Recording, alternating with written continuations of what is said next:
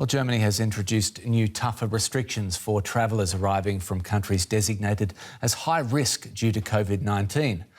Border police stepped up controls at German airports for passengers from around 30 countries designated as high risk or with high numbers of virus variants. All travellers now need to show a negative coronavirus test taken not more than 48 hours before arriving in Germany. Well, Germany's neighbour, the Czech Republic, is on the high-risk list. The new rules will affect thousands of people who cross the border every day to work in Germany. Big queues built up once the new regulations came into force. If it goes on like this, I think I'll quit my job in Germany because I don't need this. It's probably not worth it anymore.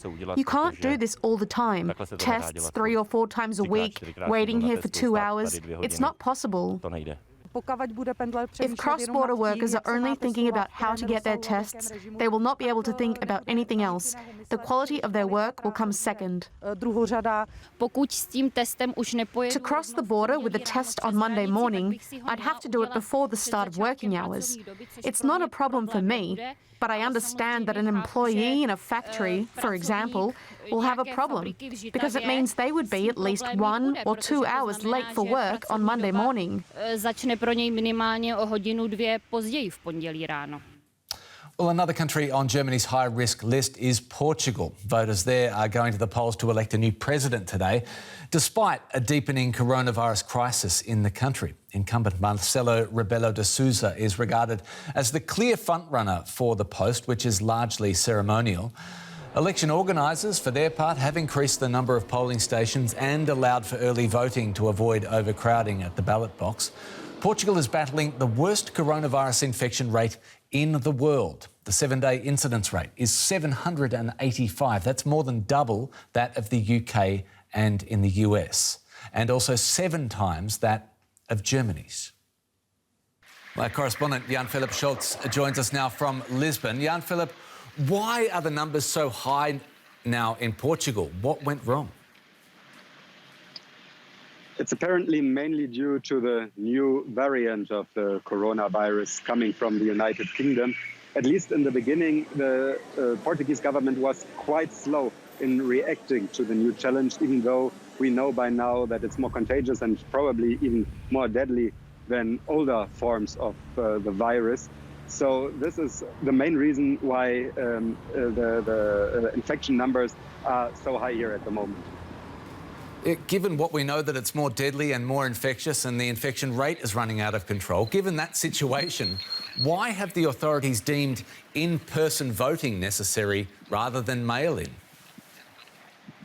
Well, that's a question that a lot of Portuguese ask themselves at the moment. There are surveys showing that 2/3 of all Portuguese would have preferred a different form of election or a postponement of the elections. But to be fair, there was the chance of early voting and postal voting, and there were even volunteers going from door to door to make sure that the most vulnerable groups can cast their ballot.